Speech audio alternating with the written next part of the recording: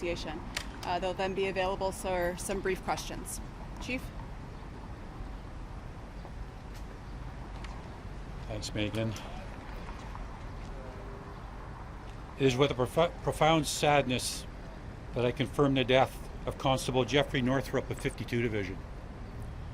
Constable Northrup was killed while responding to a call downtown in the very early hours of this morning. Our preliminary information is that he and his partner were conducting an investigation in response to a priority call in the underground parking lot here behind me in the Queen and Bay area. During the course of this dynamic event, Constable Northrup was struck by a vehicle. We believe this was an intentional and deliberate act. He was attended to by other officers and Toronto Fire Services before he was rushed by emergency run to hospital and was pronounced shortly thereafter. His partner was taken to hospital where she was treated and released. I, along with his unit commander, Superintendent Greg Cole, and the Toronto Police Association, attended Constable Northrup's family home overnight to deliver this devastating news. Constable Northrup proudly served the Toronto Police Service for 31 and a half years. He started his career with court services and was assigned to 11 Division when he became a police officer in 1999. He has been a member of 52 Division since 2008. He was also a proud member of the Chief's Ceremonial Unit. He is survived by his wife, his 3 children, and his mother. One man is in custody, and the homicide squad is leading the investigation into this tragic event. An update will be provided when the appropriate charges have been laid. This event will have a profound impact on our service, on our city, and all the members of the policing community. It goes without saying that it will be most devastating to the family, colleagues, and friends of Constable Northrup. We are doing everything we can to support them at this time. I wish to thank the community for its support. The strength, character, and resilience of our members and the entire policing family will be needed, and I have every confidence this will be the case as we navigate our way through this senseless and devastating tragedy together. Thank you. Mr. Mayor.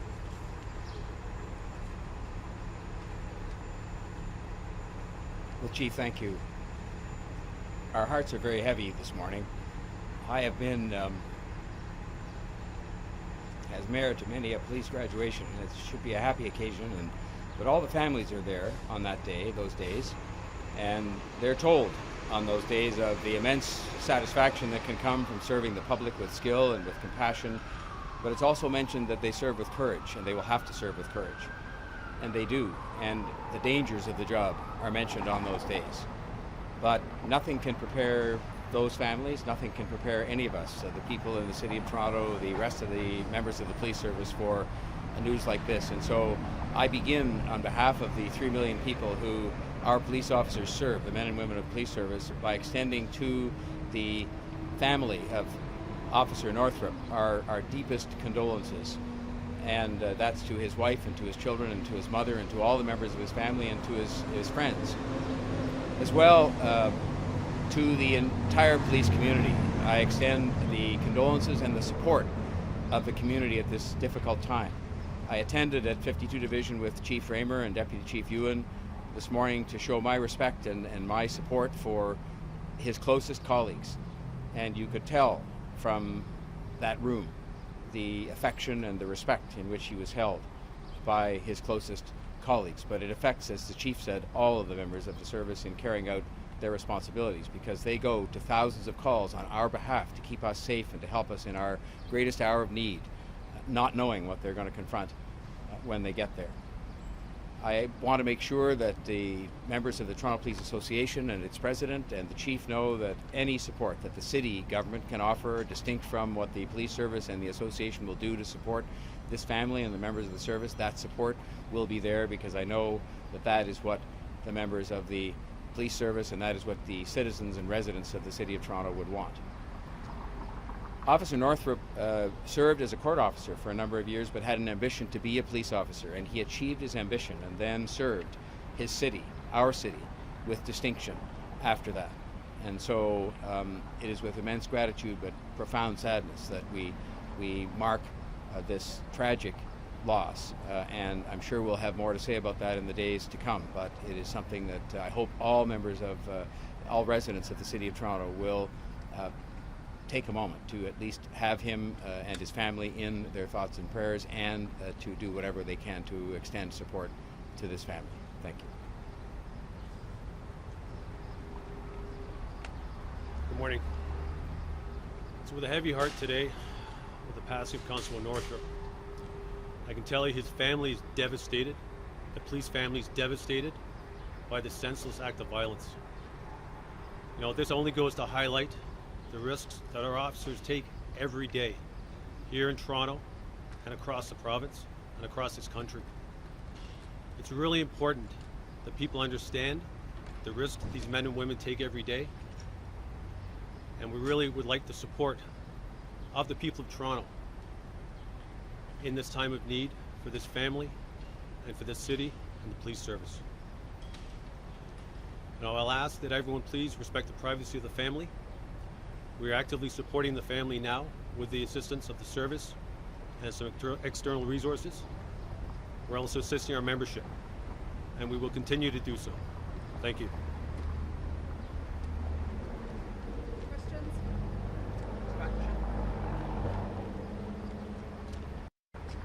So was he uniform at the night? And the mayor said it was very powerful with regards to everyday men and women, but they've got great and courage. And because I was an officer, I know this. You are nervous sometimes going to a call, but you put that behind you because that's your job. Can you touch on that? Just how special those people are that are going in those dark alleys every night and not really regarding their own safety, but doing. Well, you know, I think you touched on something there, and I remember when I talked with his mother this morning, and she said, you know, he died, you know, doing something that he loved, and he loved his job, went into and do that job every day, and despite the dangers that we occasionally face, he continued to do that job to the best of his ability. And despite 31 years on the job, he was eager to do that. And you know, it speaks to the kind of officer he was and the dedication that he had, that it was only at this stage of his career he was again going into the major crime office just a few months ago in April, after spending a number of years actually training new officers in uniform. So that just speaks to the kind of quality of officer we had in Jeff. Chief Raymer, my deepest condolences to you and the Toronto Police Service. What has led investigators to believe that this was a deliberate attack on your officer? Well, it's very early on in the investigation, but based on the evidence we have at this time, and I spoke to the lead investigator from the homicide squad, it was a deliberate and intentional act, and that's all really I can tell you at this point in time. Were the officers in uniform? No, they were in plain clothes, but they were identified with their they wear a chain with their identification in front of them, and they were working as part of the July 1st events here in the downtown core. So how many officers in total were there at the time? Just two. At the initial moment around the car, there was two. There were other officers in different points in the underground as they were looking for people. Are you able to say, sir, were the officers trying to stop the suspect in the vehicle when this incident happened? You know what? The suspect was initially outside of the vehicle when they approached him. So, but any more than that, I really don't know. That'll come out in days to follow from once the investigation is complete. And did you personally know Constable Northrup? Not well. I did meet him a number of years ago when I happened to work in an investigative office, and he was a member of the court services. And based on what you've heard from some of your officers over this devastating news, how do you think this officer should be remembered? He should be remembered as an outstanding police officer and a member of the community, and that's what he was. He was also very proud of the job he did and was part of the chief ceremonial unit as well. So he was just full of personality, Jeff, loved by everyone. Just enjoyed coming into work every day. It was his pride and joy. How old is he? I'm not sure his exact age. I believe Jeff is just around 50 years old. Where do they go now? City's still got to be policed. Everybody's got a heavy heart today. How does that happen? Well, you know what? They're professionals. The members are professionals, and they'll go out every day and do their job. The platoons at 52 Division, we're spending a little bit of time with those officers, the closest colleagues to him. We're going to spend some additional time with them, and other members around the city will pick up the slack, and for at least for a few hours this morning to give them some time to deal with what's happened today. We heard reports that other people involved in the incident were rushed to hospital. Can you confirm any of that? We heard reports that 3 people were rushed to hospital this morning. Was there anyone else that was taken to hospital? My only information is his partner was taken to hospital, and she suffered some minor injuries, minor physical injuries, and was treated and released. Can you tell us more about what they were investigating? It was a priority 1 call. I believe it was a robbery, and then it was upgraded to a stabbing. Was the suspect the lone occupant of the vehicle? No, there were other occupants in the vehicle.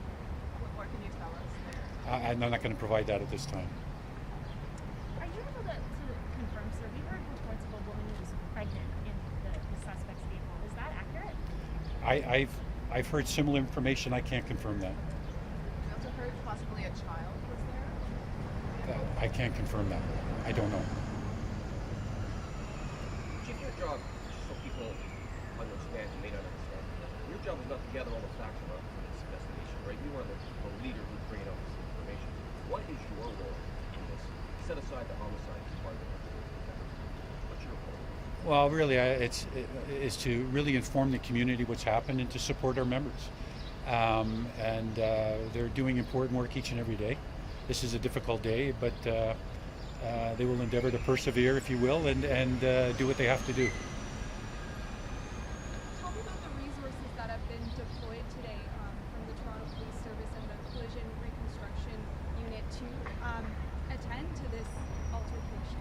Well, the investigation is being led by the Homicide Squad, and yes, we do have our Collision Reconstruction Unit, as it was an automobile was used, and they are the specialists at recreating that. And then we have different resources for canvassing, video, tracking. We're looking for different video around the area based on the information that they have. So, yeah, there's a number of resources that'll be deployed for this, as with any homicide. Are there a lot more resources given to this case because it's an officer who's killed? I don't think so, really. I mean, part of the additional resources here is the vast area that we have to cover in terms of looking for evidence and canvassing for video. With one person in custody, is there chances of more charges being laid for other people who were there at the time of the incident? That I don't know. That'll depend on what the investigation reveals. Sir, can you speak to how his partner is doing? You mentioned she was taken to hospital and released. Is she okay then? Yeah, physically, yes. Yeah, it's a difficult, extremely difficult day for her. And she's been interviewed as part of the investigation, and now she's gone home, and we're making sure that she's being looked after as well. So was the suspect arrested in the underground or he was Yes, she was. The Okay. two officers, did they always work together, or do you know more about their relationship? I don't know how long they've been working together. As I indicated earlier, Jeff had just in April resumed his role in the major crime office, so I'm not sure how long they've been working together. But he's been at 52 Division since 2008, so he's well known in the division. Okay. Thanks very much. Sorry, the female officer's age, do you know that? I do not. I do not. Thanks very much. Yes, everybody. Can we see if the mayor would like to talk to us? Oh, sure, yes, of course. I just wanted to ask you, sir, standing in front of your city today, having to talk about this devastating news and how difficult this is, sharing the passing of a police officer who was doing his job.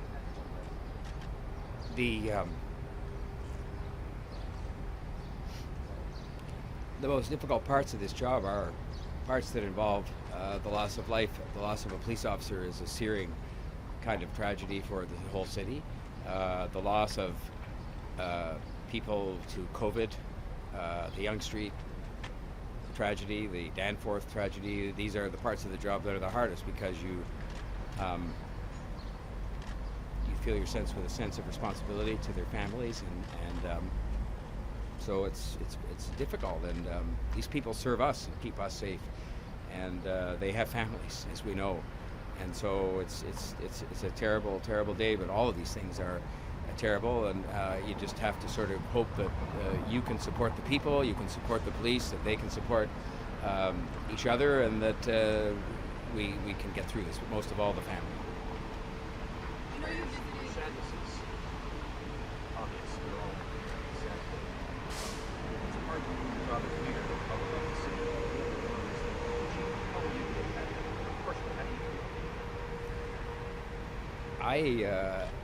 I can't describe. I've said before, and people sometimes maybe think this is what politicians say. But in my own case, I can only speak for myself. Every time I get one of these calls in the middle of the night about somebody that's been lost, even during COVID, as the death toll went up, and we've seen things like the van attack on Yonge Street, you feel a sense of loss yourself, because I sort of feel myself as the elected, leader of a family of people. 3 million people is a big family, but so anytime these things happen, you feel a very great personal sense of loss. I do. And so it's devastating, and it's devastating for the city, and it's not just because it's a police officer. That's very important, because these people do keep us safe and answer our calls in the greatest hour of need that we would have, whatever it may be. And they are professionals, as the chief said. But when any loss of life, of any preventable loss of life happens in the city, you feel a great sense of loss and of tragedy, but also of responsibility. And sometimes there's nothing much you could have done about it, but at least you can show up and say you're sorry. And I came this morning as well to support the chief. And I should say this: imagine yourself in a position where you have to go to visit with that family and tell them that news. And I wanted to come to support him this morning, to go to the division with him as he spoke to the colleagues of Officer Northrup, and I just was there. I didn't say anything. I just was there because I wanted to support him, because he's a good man and he's doing a good job for us. It's a difficult job, and I'm just so grateful that he does that job as well as he does, and that I felt somebody needed to be there to support him, and so that's why I was there. Mayor Tory, I know you paid your respects at 52 Division this morning. Does the city plan to do anything to honor this officer? Well, we will, of course, and that a lot of that we'll do some things that are that the city would do in a formal sense that you'd expect. But what happens beyond that is obviously up to the family of the officer and the police service and the police association. But we will certainly do everything we can, most of all to provide support. And I know that the association, with President John Reid and with the chief, they do a great job supporting members when these terrible things happen and their families. And we'll do whatever we're called upon to do to support the entire service and to support the community. I know, whatever debates take place about policing, that the people of the city of Toronto, every one of them, without exception, understand that this is a terrible tragedy, and that this kind of thing is, deeply affecting a family, obviously, and I think they know that. And so we'll do whatever we can. And as to formal things we do that are perhaps more symbolic in nature, that will be announced later on today. Thank you. Being there Well, I asked the chief, when I talked to him this morning, that I wanted to be there to support him and to support the members, and it was just one of those things that, this is the closest colleagues of a man that had been at that division for many years, and, they spoke about him, they knew who he was. This was not just another member of a police service for them that was one of, 4,500 or 4,800 people. And it was very moving, but I felt that I hope that I was able to provide mostly some support for the chief and his deputy as they came to have to do something that was almost, but not quite as devastating as to have to go and see the family. I wish I could have been with them, even just to stay out in the car to do that, because that kind of thing, you just can't even imagine yourself having to do that. And so I'm happy that I was able to show some support for the chief and for the men and women in that room who were getting that news about somebody they were close to and worked with every day.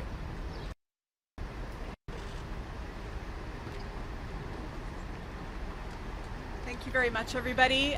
The chief's statement and a photograph of the officer will be posted very shortly from the Toronto Police Service.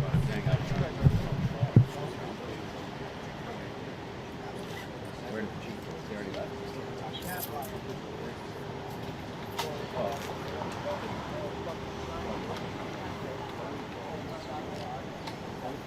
So you've got the whole thing with your actual they walk out. I knew Jeff. They just look pictures. Pictures don't